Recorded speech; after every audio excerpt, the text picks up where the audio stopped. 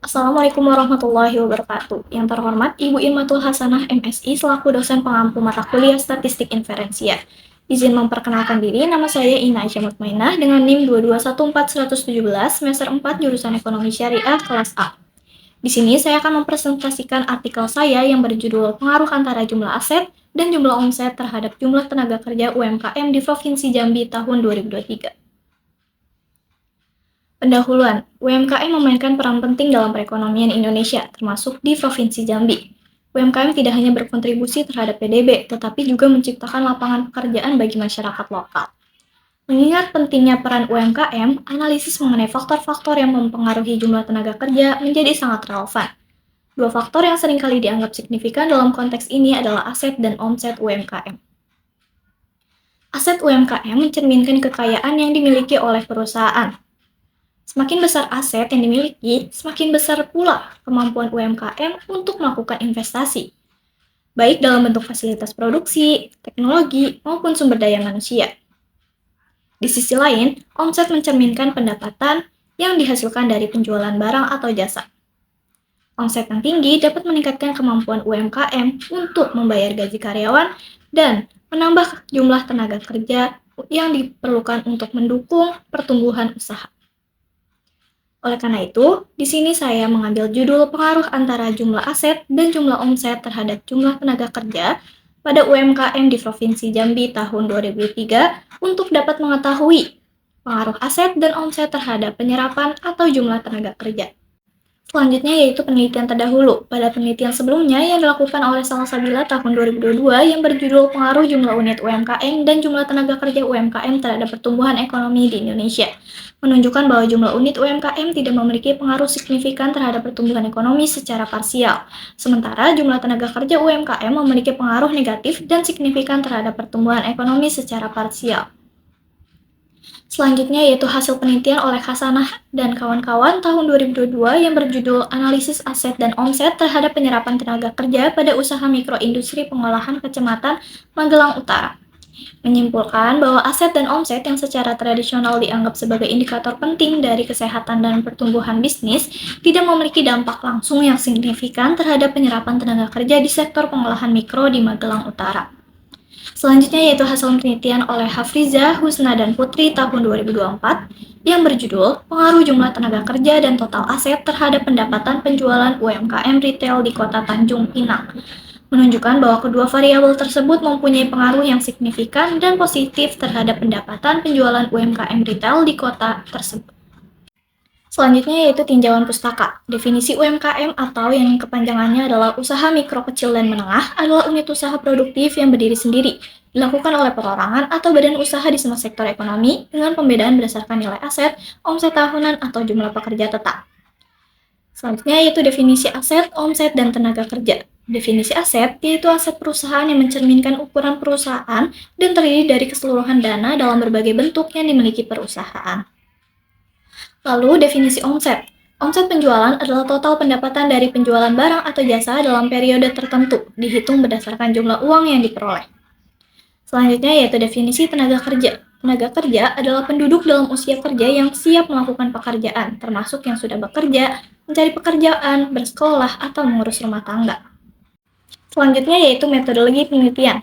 Penelitian ini merupakan studi kuantitatif di mana data diukur dengan menggunakan angka-angka dan kemudian dinilai secara statistik. Data sekunder terkait usaha mikro, kecil, dan menengah di Provinsi Jambi tahun 2023 yang diperoleh dari Badan Pusat Statistik digunakan dalam penelitian ini. Populasi dalam penelitian ini adalah UMKM di kota atau kabupaten Provinsi Jambi tahun 2023. Pendekatan sampel yang digunakan dalam penelitian ini adalah purposive sampling. Purposive sampling merupakan teknik pengambilan sampel yang didasarkan pada ciri khusus yang disesuaikan dengan maksud dan tujuan penelitian. Yang kedua yaitu dengan analisis data, dengan menggunakan metode regresi linear berganda untuk menganalisis hubungan antara aset, omset, dan penyerapan tenaga kerja. Selanjutnya yaitu uji hipotesis dengan uji asumsi klasik. Bersama regresi, uji asumsi global, dan uji asumsi individu untuk mengetahui signifikansi pengaruh variabel independen terhadap variabel dependen. Selanjutnya yaitu hasil dan analisis. Yang pertama yaitu uji asumsi klasik dengan normalitas. Pada gambar, histogram menunjukkan distribusi data yang normal. Hal ini terlihat dari bentuk histogram yang simetris dan mengikuti bentuk lonceng. Oleh karena itu, dapat disimpulkan bahwa data berdistribusi normal. Selanjutnya yaitu uji asumsi klasik yang kedua, yaitu multikolinearitas. Pada analisis tersebut, ada hubungan yang kuat antara jumlah tenaga kerja dan aset perusahaan, menunjukkan bahwa perusahaan dengan lebih banyak tenaga kerja cenderung memiliki aset yang lebih besar. Korelasi antara omset dan aset sebesar 0,36, nilainya kurang dari 0,70, sehingga tidak ada korelasi antara variabel independen. Karena tidak ada korelasi antara variabel dependen, maka memenuhi asumsi tidak memiliki multikolinearitas. Selanjutnya yaitu uji asumsi klasik yang ketiga, heteroskedasitas. Pada grafik, terdapat pola yang menunjukkan heteroskedastisitas positif. Hal ini terlihat dari pola residual yang menyebar semakin lebar seiring dengan meningkatnya nilai aset. Hal ini menunjukkan bahwa varians residual tidak konstan, melainkan meningkat seiring dengan nilai aset. Heteroskedasitas positif menandakan bahwa varians residual tidak konstan, melainkan meningkat seiring dengan nilai aset. Hal ini dapat mempengaruhi estimasi parameter regresi yang tidak efisien dan tidak konsisten. Selanjutnya yaitu uji asumsi klasik yang keempat, yaitu linearitas. Pada grafik tersebut, aset terdapat pola yang menunjukkan hubungan linear antara variabel independen dan dependen. Hal ini terlihat dari pola titik data yang membentuk garis lurus. Hubungan linear menunjukkan bahwa variabel independen memiliki hubungan yang proporsional dengan variabel dependen. Hal ini sesuai dengan asumsi linearitas dalam regresi linear. Selanjutnya yaitu uji asumsi klasik yang kelima, yaitu autokorelasi. Berdasarkan plot residual yang disediakan, tidak ada pola visual yang jelas yang menunjukkan asumsi autokorelasi tidak ada pada regresi ini. Selanjutnya yaitu analisis dengan analisis regresi berganda. Yang pertama, persamaan regresi berganda. Persamaan regresi linear berganda melibatkan lebih dari satu variabel bebas. Adapun modelnya sebagai berikut. Y sama dengan alpha ditambah B1 dikali X1 ditambah B2 dikali X2 dan seterusnya. Keterangan Y sama dengan variabel terikat. Alpha sama dengan intercept nilai Y ketika semua adalah 0. BI adalah koefisien regresi.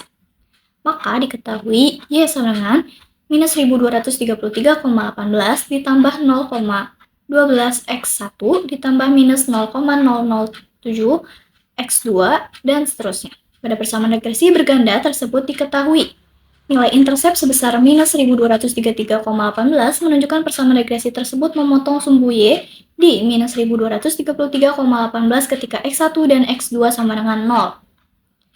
Nilai koefisien jumlah aset sebesar 0,12 menunjukkan bahwa setiap kenaikan satu unit aset mengakibatkan jumlah tenaga kerja bertambah sebesar 0,12. Lalu nilai koefisien jumlah omset sebesar minus 0,00701729 menunjukkan bahwa setiap kenaikan satu kenaikan jumlah tenaga kerja mengakibatkan nilai output bertambah sebesar minus 0,00701729. Yang kedua yaitu dengan koefisien determinasi. Koefisien determinasi berganda R pangkat 2 atau R squared yaitu SS regression dibagi SS total, yaitu 17676463112,06 dibagi 260,691 sama dengan 0,678. Koefisien determinasi berganda atau R squared adalah 0,678 atau 67,8%. Selanjutnya yang ketiga yaitu dengan uji asumsi global test. Diketahui numeratornya 2, denominatornya yaitu 11 dikurang 2 ditambah 1, maka hasilnya 8. Maka F tabel atau critical value-nya adalah 8,65 dilihat dari tabel. F sama dengan SSR per K dibagi SSE per N dikurang K ditambah 1. Maka F sama dengan 17676463112 di 0,0675 per 2 dibagi 8385438437,93251 per 11 dikurang 2 ditambah 1. Maka hasilnya 883823155603375 per 104817980,74156. Maka hasilnya 8,432. Decision rule yaitu menerima H0 jika F hitung lebih kecil dari F tabel. dan menolak H0 jika F hitung lebih besar dari F tabel. Kesimpulan perhitungan tersebut, berdasarkan perhitungan di atas diketahui F hitung sama dengan 8,432 dan F tabel sama dengan 8,65. Maka nilai F hitung lebih kecil dari F tabel. Maka H0 diterima. Selanjutnya yaitu uji asumsi individu. Aset H0 ketika B1 sama dengan 0, H1 ketika B1 tidak sama dengan 0. Omset H0 ketika B2 sama dengan 0 dan H1 ketika B2 tidak sama dengan 0. Significance levelnya yaitu 0,05 atau 0,025. DF sama dengan 11 dikurang 2 tambah 1 sama dengan 8. Maka T tabel atau critical value-nya yaitu 2,306 dilihat dari tabel. Rumus T hitung atau computed value yaitu T sama dengan BI dikurang 0 dibagi SBI. Keterangan B1 sama dengan koefisien regresi dan SBI yaitu standar deviasi. Perhitungan aset yaitu T sama dengan 0,122 dikurang 0 dibagi 0,030. Maka hasilnya yaitu 3,977. Dan omset yaitu T sama dengan minus 0,0007 dikurang 0 dibagi 0,0015. Maka hasilnya yaitu minus 0,469.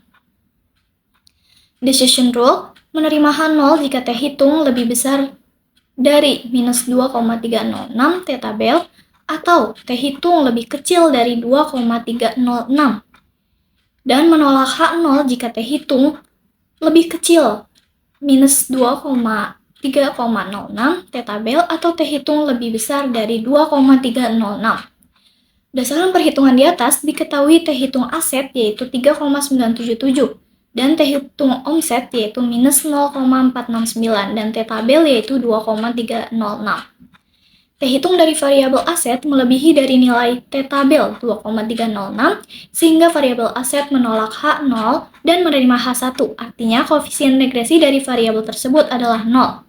Dengan demikian, disimpulkan bahwa jumlah aset yang digunakan dalam penelitian ini berpengaruh terhadap jumlah tenaga kerja usaha mikro kecil dan menengah di Provinsi Jambi tahun 2023. Sedangkan nilai T hitung omset yaitu sebesar minus 0,469, lebih besar dari minus 2,306, sehingga variabel omset menerima H0. Artinya, koefisien regresi dari variabel tersebut tidak sama dengan 0. Dengan demikian, disimpulkan bahwa jumlah omset yang digunakan dalam penelitian ini tidak berpengaruh terhadap jumlah tenaga kerja usaha mikro kecil menengah di Provinsi Jambi tahun 2023. Kesimpulan dari hasil penelitian menunjukkan bahwa ada hubungan yang signifikan antara aset dan jumlah tenaga kerja, di mana aset yang lebih besar cenderung meningkatkan jumlah tenaga kerja. Namun, omset tidak menunjukkan pengaruh yang signifikan terhadap jumlah tenaga kerja. Koefisien determinasi berganda atau R-squared sebesar 67,8%, menunjukkan bahwa variabilitas dalam penyerapan tenaga kerja dapat dijelaskan oleh model regresi yang menggunakan aset dan omset sebagai variabel independen. Uji individual menunjukkan bahwa hanya aset yang memiliki koefisien regresi yang signifikan, sementara omset tidak. Penelitian ini menyarankan bahwa untuk meningkatkan jumlah tenaga kerja di UMKM, fokus utama harus diberikan pada peningkatan aset. Baik, sekian presentasi yang dapat saya sampaikan. Terima kasih. Wassalamualaikum warahmatullahi wabarakatuh.